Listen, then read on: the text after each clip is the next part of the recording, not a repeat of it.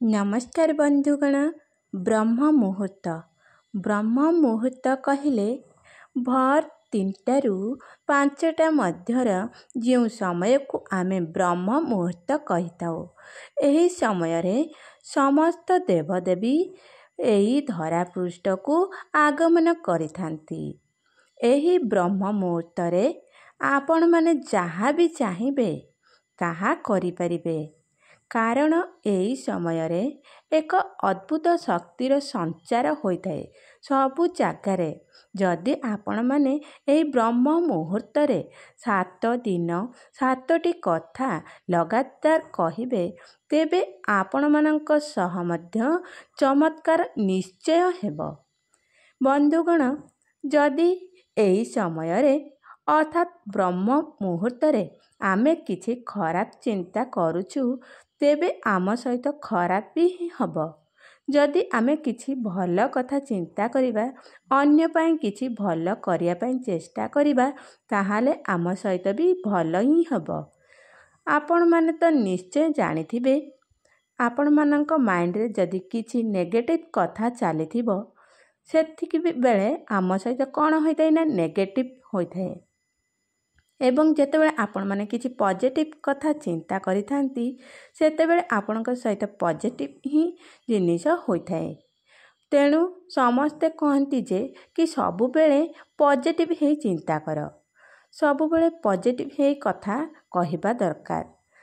ବନ୍ଧୁଗଣ, ଆପଣମାନେ ଯଦି ସବୁବେଳେ ଦୁଃଖୀ ରହୁଛନ୍ତି, ଆପଣମାନଙ୍କ ଘରେ ବହୁତ କିଛି ସମସ୍ୟା ଚାଲୁଛି, ଘର ଲୋକମାନଙ୍କ ଭିତରେ ମନାନ୍ତର ହେଉଛି, ତେବେ ମୁଁ ଆଜି ଯେଉଁ ଆପଣମାନଙ୍କୁ 7ଟି କଥା କହିବି, ଏହି 7ଟି କଥା ଆପଣମାନେ ପ୍ରତ୍ୟେକ ଦିନ ବ୍ରହ୍ମ ମୁହୂର୍ତ୍ତରୁ 7 ଦିନ ଲଗାତାର କୁହନ୍ତୁ।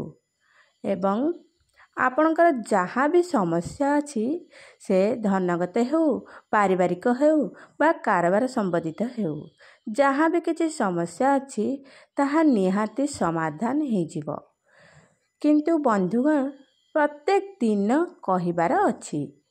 ହଁ, ଯଦି ଆପଣମାନେ ବ୍ରହ୍ମ ମୁହୂର୍ତ୍ତରୁ କହିପାରୁନାହାନ୍ତି, ତାହେଲେ ଦିନରେ ଏମିତି ଗୋଟେ ସମୟ ବାଛି ନିଅନ୍ତୁ କି ସେହି ସମୟରେ ହିଁ କହିବାର ଅଛି।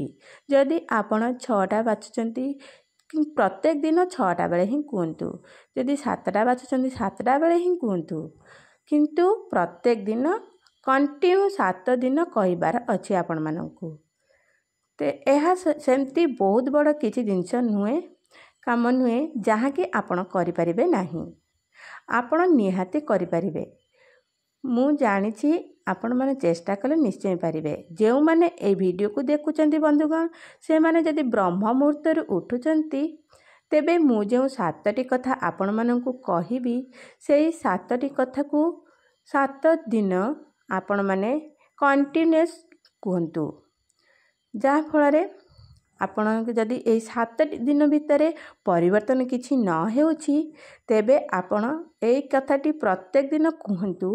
କାହିଁକି ନା ଯଦି ଆପଣଙ୍କ ଘର ପାଖାପାଖି କି ଆପଣଙ୍କ ଘରେ ସେମିତି କିଛି ନେଗେଟିଭ୍ ଥିବ, ବହୁ ପରିମାଣରେ ଥିବ, ତେବେ ଏତେ ଜଲ୍ଦି ତ ତା'ର ସୁଫଳ ମିଳିବନି ନା। ଏହି କଥାର ତ କିଛି ତ ସମୟ ଲାଗିବ। ସେଥିପାଇଁ ତେଣୁ ଆପଣ ଭଗବାନଙ୍କୁ ସ୍ମରଣ କରି ପଜିଟିଭ୍ ମାଇଣ୍ଡରେ ଏହି 7ଟି କଥାକୁ କୁହନ୍ତୁ।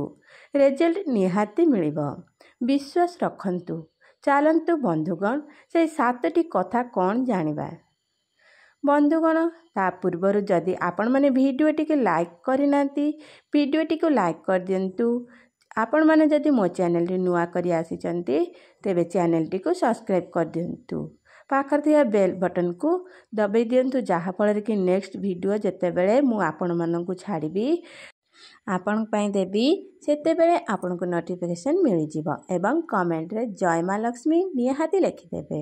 ଏବଂ ଆପଣମାନଙ୍କୁ ଯେଉଁ ବନ୍ଧୁଗଣ ଅଛନ୍ତି ତାଙ୍କୁ ସେୟାର ମଧ୍ୟ କରିଦିଅନ୍ତୁ। ବନ୍ଧୁଗଣ, ଏଇ ଯେଉଁ 7ଟି କଥା ଆପଣମାନଙ୍କୁ ମୁଁ କହିବି, ତାହା ଆପଣମାନଙ୍କ ଭାଗ୍ୟକୁ ନିହାତି ବଦଳାଇ ଦେବ। ତେଣୁ ଭିଡ଼ିଓଟିକୁ ଆପଣ ଶେଷ ପର୍ଯ୍ୟନ୍ତ ନିହାତି ଦେଖନ୍ତୁ। ବନ୍ଧୁଗଣ, ଆପଣମାନେ ତ ଜାଣିଥିବେ, ଶୁଣିଥିବେ କି ଦିନର ଏମିତି ଗୋଟେ ସମୟ ଥାଏ ଯେଉଁ ସମୟରେ କି ସ୍ୱୟଂ ମା ସରସ୍ୱତୀ ଆମ କଣ୍ଠରେ ବାସ କରିଥାନ୍ତି। ଆମେ ଯାହା ବି କିଛି କହୁ ସେହି ସମୟରେ ତାହା ସେୟା ହିଁ ହୋଇଥାଏ। ଯାହା ଆମେ କହିଥାଉ ସେମିତି ହିଁ ହୋଇଥାଏ। ତେଣୁ ବନ୍ଧୁଗଣ, ଆପଣମାନେ କେବେ ବି କୁହନ୍ତୁନି ମୁଁ ବହୁତ ଦୁଃଖୀ, ମୋର କିଛି ନାହିଁ, ମୋ ପରିବାର ମୋତେ ବିଲକୁଲ ବି ସପୋର୍ଟ କରୁନାହାନ୍ତି। ଏସବୁ କଥା ବିଲକୁଲ ଆପଣ କୁହନ୍ତୁନି। କାହିଁକି ନା ହୁଏତ ସେଇ ସବୁ କଥା ସତରେ ସତ ହୋଇଯାଇପାରେ।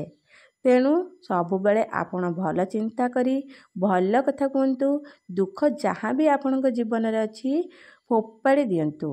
ଆସନ୍ତୁ ବନ୍ଧୁଗଣ, ସେ 7ଟି କଥାକୁ ଆମେ ମିଶିକିରି କହିବା। ମୁଁ ବହୁତ ଭାଗ୍ୟଶାଳୀ ଅଟେ। ପ୍ରଥମ କଥାଟି ହେଉଛି ମୁଁ ବହୁତ ଭାଗ୍ୟଶାଳୀ ଅଟେ।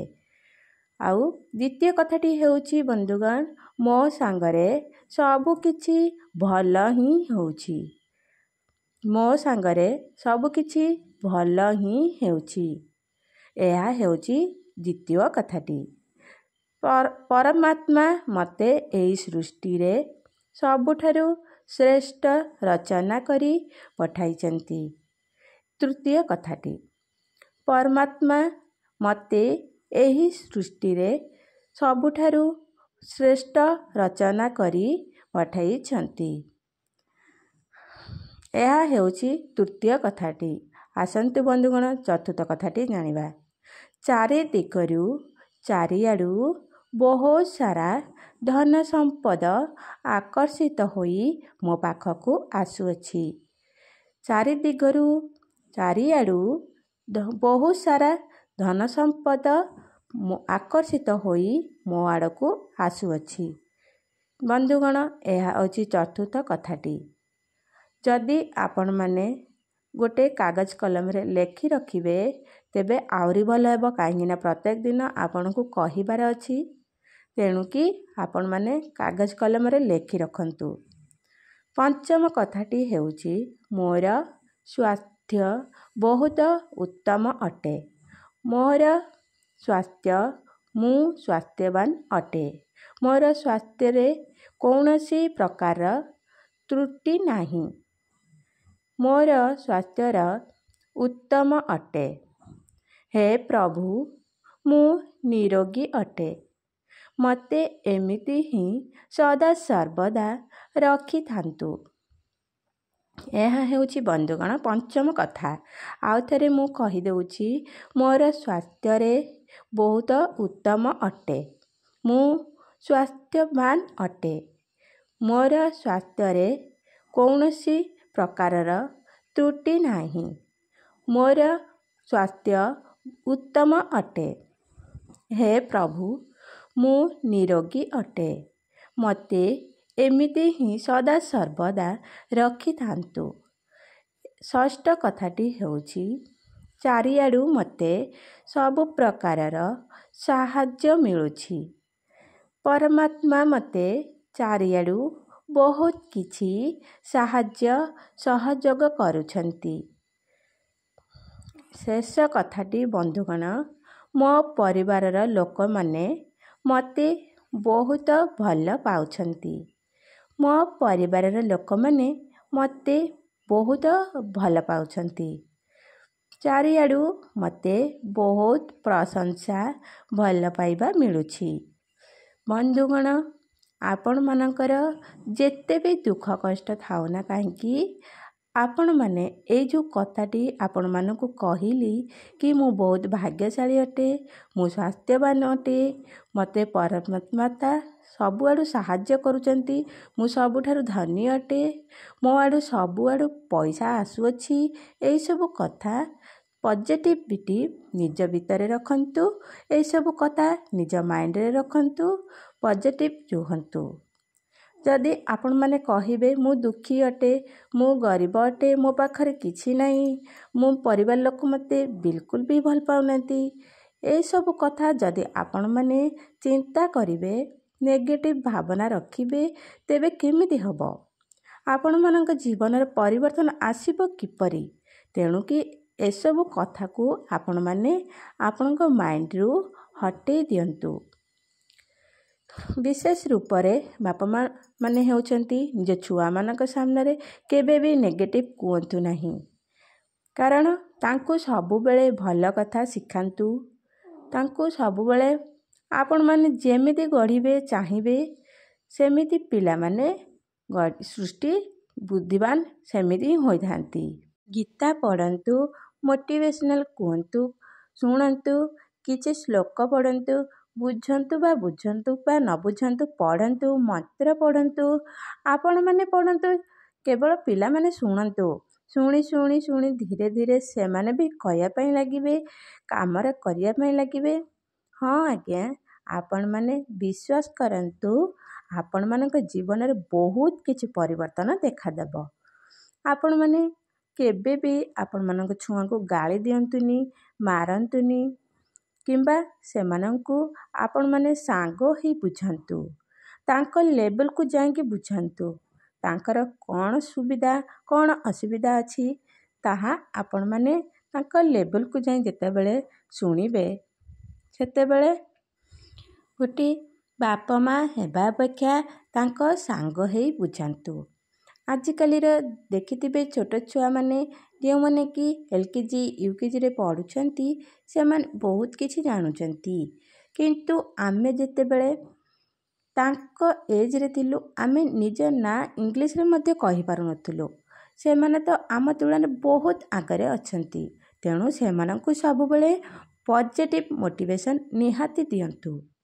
ପ୍ରତ୍ୟେକ ଦିନ ବନ୍ଧୁଗଣ ବ୍ରହ୍ମ ମୁହୂର୍ତ୍ତରୁ ଉଠି ଏହି 7ଟି କଥା ଆପଣମାନେ ନିଜେ କୁହନ୍ତୁ ଏବଂ ନିଜ ପରିବାର ଲୋକମାନଙ୍କୁ କହିବା ପାଇଁ କୁହନ୍ତୁ। ଆଜ୍ଞା, ଜୀବନରେ ବହୁତ କିଛି ପରିବର୍ତ୍ତନ ନିଶ୍ଚୟ ଆସିବ। ନିଜ ଉପରେ ବିଶ୍ୱାସ ରଖନ୍ତୁ, ଭଗବାନଙ୍କ ଉପରେ ବିଶ୍ୱାସ ରଖନ୍ତୁ। ଆପଣମାନଙ୍କ ଜୀବନରେ ବହୁତ କିଛି ପରିବର୍ତ୍ତନ ଆସିବ। ବହୁତ ଆଗକୁ ଆପଣ ବଢ଼ିବେ। ବନ୍ଧୁଗଣ, ଭିଡ଼ିଓଟି ଯଦି ଆପଣମାନଙ୍କୁ ଭଲ ଲାଗିଥିବ ଭିଡ଼ିଓଟି ଆପଣ ନିଶ୍ଚୟ ଲାଇକ୍ କରିବେ, ସେୟାର କରିବେ, କମେଣ୍ଟ କରିବେ ଏବଂ ସବସ୍କ୍ରାଇବ୍ ମଧ୍ୟ କରିବେ। ଯଦି ଆପଣମାନଙ୍କର କିଛି କହିବାର ଥିବ ମୋତେ ନିହାତି କମେଣ୍ଟରେ କହିପାରିବେ। ଧନ୍ୟବାଦ।